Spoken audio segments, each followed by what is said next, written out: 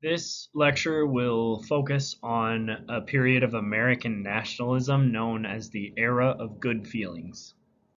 So, what is the era of good feelings? The era of good feelings was something written that was in a newspaper about this time in America, and the good feelings that people in America had were feelings of nationalism. So, nationalism, right here, okay, is a pride in your country. So you're proud to be an American, and working together, people started to see themselves more as Americans than they did as Virginians or people from Delaware or people from Maine or whatever. They saw themselves as Americans at this time. And so everybody started to work together to connect the country and have it act as one instead of a whole bunch of different states that are kind of working together. All right, and so they had a plan to connect the nation and really started to unroll this. This plan was made by James Madison, but really kind of carried out by James Monroe. So, the plan to connect the new nation included three kind of main bullet points here: creating a new national bank, creating protective tariffs, and building new canals and roads. We'll talk about each one of these individually as we move through this slideshow, but that's kind of the overall plan. And interestingly enough, the reason that they were able to have so much success in this plan is because the fighting between the political parties stopped, right? And the reason the fighting between the political parties stopped is because the Federalists became very, very weak. The only strong party was the Democratic Republicans. Really, it was the only party in town. So what ended up happening is the Democratic Republicans already had many people on their side, and then they started to realize and change their policies to understand that a strong central government was necessary. And so a lot of the former Federalists who only cared about the strong central government started to join those Democratic Republicans for their other ideals. And so more and more people left the Federalist Party and more people came into the Democratic Republican Party. And so in the election of 1816, James Monroe became the president, and he won with an enormous amount of the vote. He won 83% of the vote in America, which is a crazy amount. And the Federalist Party at this point completely died, completely faded away, and basically didn't exist anymore after this point. So in the early years, Democratic Republicans made some mistakes that let them understand that a strong central government was needed in a lot of different things. And so here's some of the actions that James Monroe took kind of to build up this central government and to build this country. And the first step was something that Hamilton would have loved: a second national bank. All right, the Democratic Republicans had let the first bank's charter expire, and it expired during the War of 1812. And there were a ton of problems that happened because of that. Prices started to go up really, really fast, and the federal government could not control it. They couldn't control the money supply. They couldn't control anything. The states had complete control, and so these prices started to go up very, very fast, and this inflation was really affecting people. And then what happened secondarily is the government, when they went out to get their loans, they couldn't go to a Bank of the United States and get a good interest rate. Instead, they had to borrow from private banks. And so they had to pay very high interest on the loans that they took. And these people needed the high interest because of the prices rising so quickly. So it's not like anyone was even trying to rip them off. It was just a bad scenario, a bad system. And so in 1816, John C. Calhoun introduced a bill saying we should bring back the Bank of the United States. We'll call it the Second Bank of the United States. And this was supported by a name we're going to hear a lot coming in the future. Supported by Henry Clay, representative from Kentucky, and they were able to kind of push it through and get it started. And the powers that were within this, make sure you write this down, because the powers that the Second National Bank had were to, number one, issue notes, so that means paper money, to serve as a national currency. So instead of having money for each different state, now we have a whole country money. And then secondly, to control the state banks and make sure they're doing the proper things. So just kind of some oversight. The second piece of economic nationalism that happened was tariffs. And previously, this one's kind of tricky on the notes, so be a little bit careful. But previously, the tariffs that we had made were all about making money. Okay, they were all revenue tariffs. All right, so there were all these revenue tariffs, and their whole point was to make money for the government. But now, the point of the new tariff, the tariff of 1816, was to protect the industries that are here, the manufacturing that was happening in America. We realized we needed our own factories. We needed to be able to rely on ourselves. So since our factories were babies, just learning how to do it, it was harder for them to figure it out and more expensive. So their goods were more expensive. So we put together a protective tariff which would charge the other country and therefore make their products more expensive so that American made products could compete with those products. All right, and so therefore making American manufacturing more something that people would want to go into so that they can make money. So these cheap British goods were hurting American businesses, so we put in a tariff not to make money for the government, but to protect our own manufacturing so that it would be something that people would continue to want to put money into and build businesses in. Another thing that the country wanted to do to connect their states was to improve transportation between those states.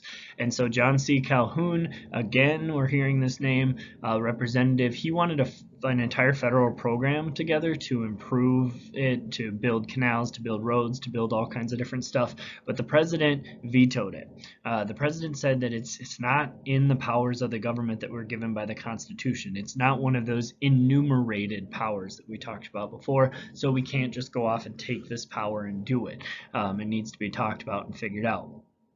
And so what happened? The roads still started to be built. The canals still started to be built. And we've got a picture of a canal right here. A canal is just a man-made river that people dig and fill with water so that we can transport people and goods and things like that from one area to another because water is kind of the most efficient way to move, especially goods from one place to another. Except for these roads and canals were being built, but the government wasn't going to pay for them. And so instead, the cost of these improvements went to private businesses would pay for them if they needed the roads or canals. State governments would do it to improve infrastructure. Local governments would do it to improve infrastructure at all. So those were the people that were dealing with the money.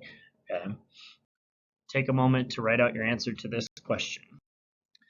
This man right here, John Marshall, who was the Chief Justice of the Supreme Court at the time, he did as much to bring the country together and strengthen the federal government as any person in government. He flexed his power. He showed new powers that the Supreme Court would get, as well as taking power away from states by his rulings or their rulings and giving it to the federal government. So we're going to talk about some of the court cases that happened under John Marshall's direction.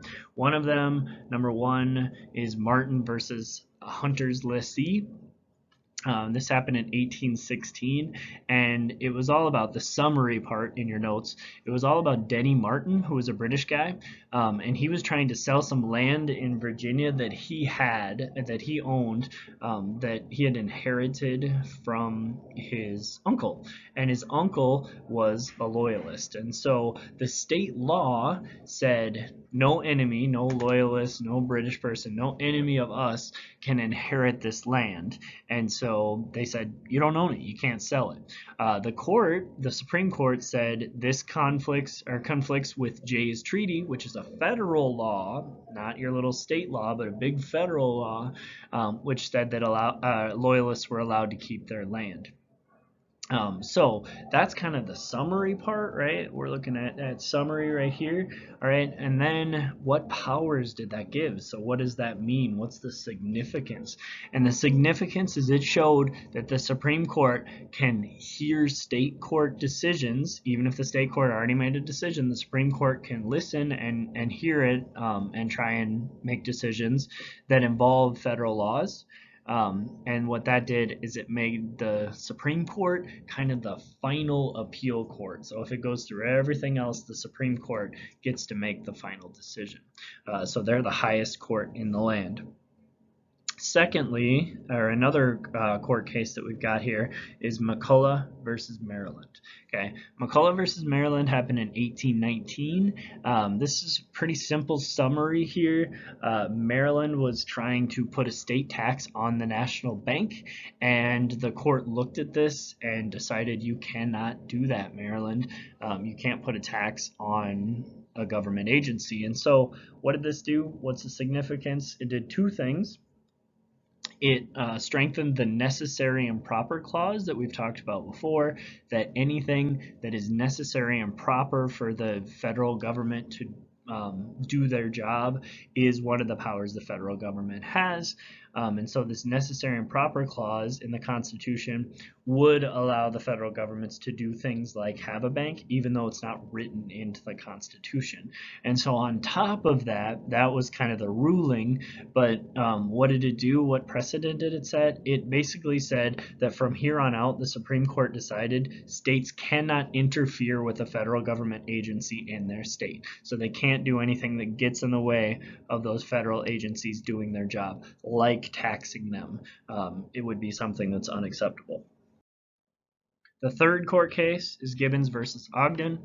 Okay, and in Gibbons versus Ogden, the summary is a little bit bigger, but what ended up happening is there was a company that was given a monopoly in New York to control all steamboat traffic within New York's borders. So anything that's on a New York River moving around was going to be controlled by this one company.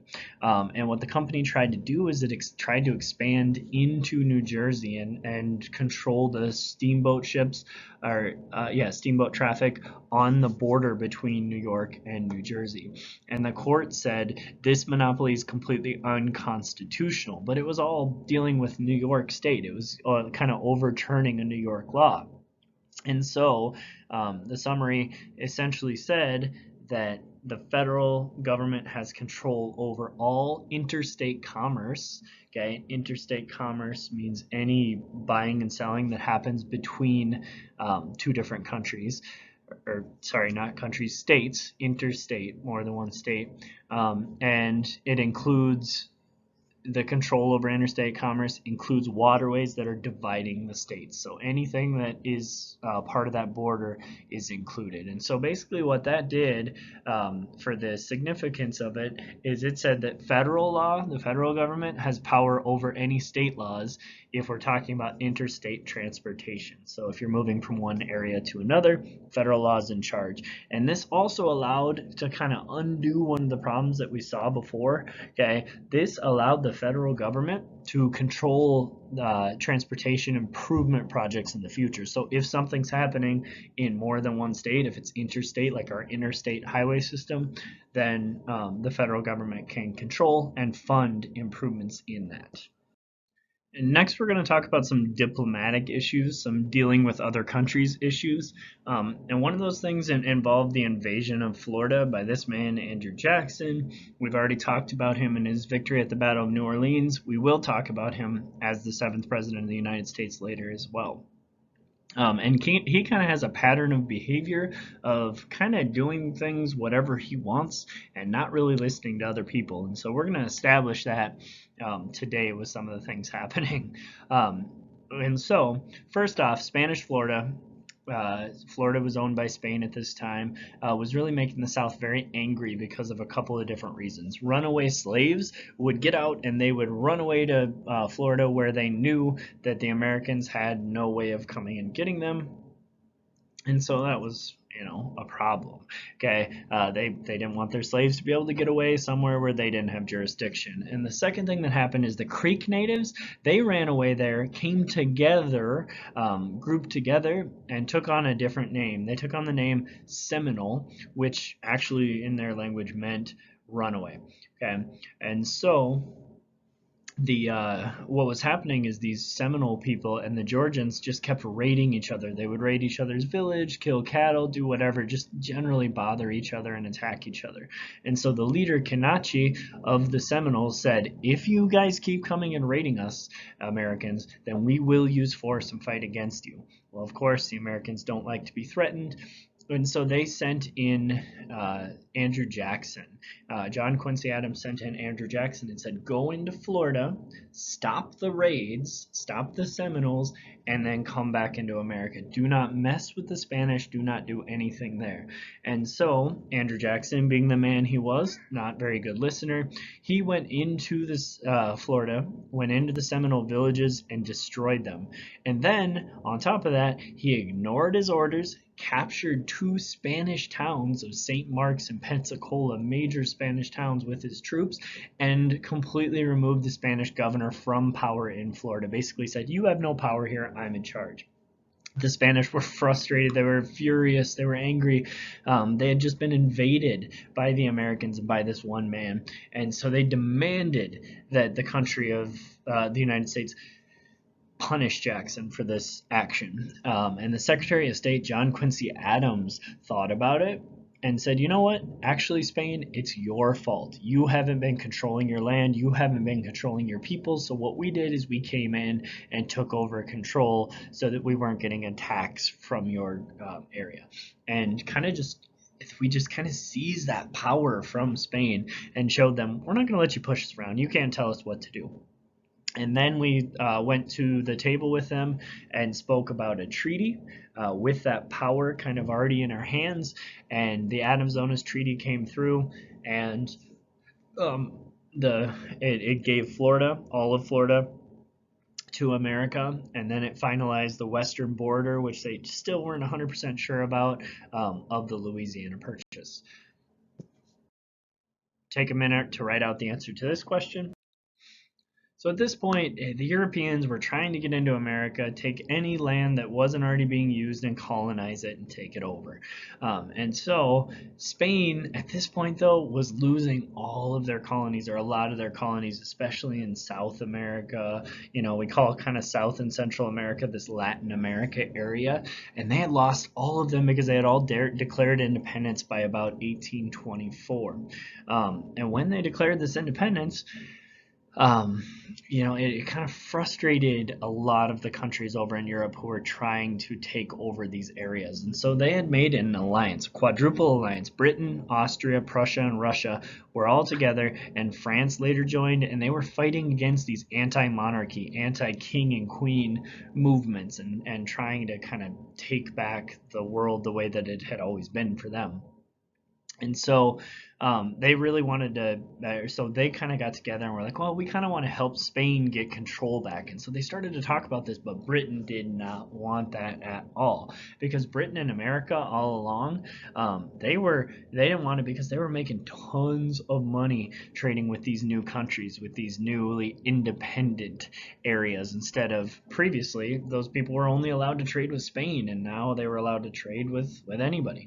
And so the British wanted to work with America and support the independence of these countries. But America didn't want to look like the little brother, like the little junior partner in this. And so they wanted to step out on their own. So they kind of denied working with Britain on this. And at the same time, Russia's in America, in North America, taking land. They claimed that Alaska was completely belonged to them.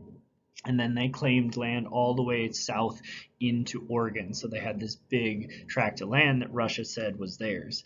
And so America, instead of joining up with the British and acting like the junior partner, they said, you know what, we're going to step out. We're going to show you what we are thinking. All right. And so they, James Monroe, started and wrote the Monroe Doctrine, and it said that American continents henceforth shall not be considered as subjects for colonization by any European powers. So it said nobody from Europe is going to come over here and take any more colonies in North or South America. And if you do, then you're going to have to fight us. You're going to have to fight America. And so the Americans, this kind of set up a precedent where they would keep Europe from interfering in the political affairs of Latin America. And we've kind of used it to continue to control a lot of Latin America, even some up to this day. Take a quick moment to write out 3 questions that you have from the notes so far you want to ask me. If you don't have any of those or any questions, then write 3 test questions that you might see.